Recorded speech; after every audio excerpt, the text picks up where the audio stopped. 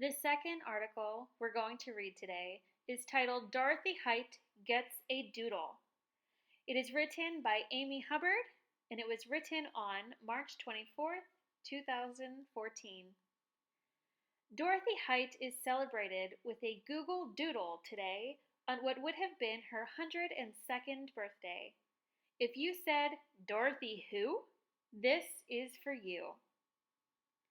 Dorothy Height stood on the same stage as Martin Luther King Jr. as he told of his dream. She was often the only woman at meetings during the peak of the civil rights struggle. For 40 years, Dorothy focused on advancing the rights of African American women. But Dorothy was not nearly as well known as the men that she worked with. With an extraordinary life, her relative lack of renown may be one of the most striking things about Dorothy. She was an exceptional young student who was accepted to Barnard only to be refused upon her arrival in 1929. Dorothy stated, "They did not know that I was not white."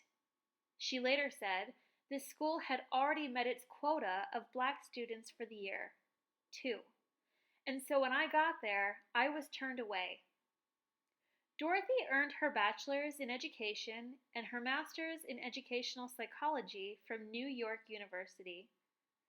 Dorothy's lack of fame could be because she was marginalized on two fronts. Some said that she was pushed off stage by women's groups because of the color of her skin, and by black groups for being a woman.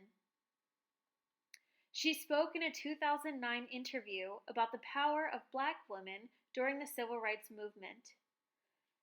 "When you read about the civil rights movement today, you read more about the great men," she said, "but the backbone of the civil rights movement was made up of women, children, and the youth."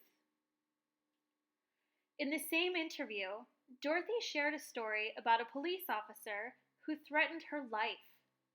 She was at a train station on a hot day in North Carolina, standing with her white friends.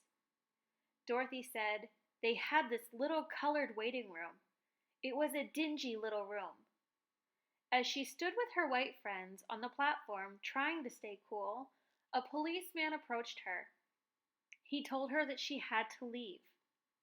She was told to go to the colored waiting room. Dorothy said, "But here's my train." The officer insisted that Dorothy leave, but she refused. The cop said, "If you go on that train, I'll shoot." Dorothy ignored him and boarded the train with her friends. She shared this story later to Roy Wilkins, the famous civil rights activist. He told her that if you had been a man, you would be dead.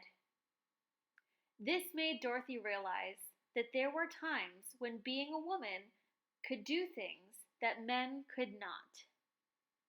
This made her feel that many women like herself felt the need to act during the civil rights movement.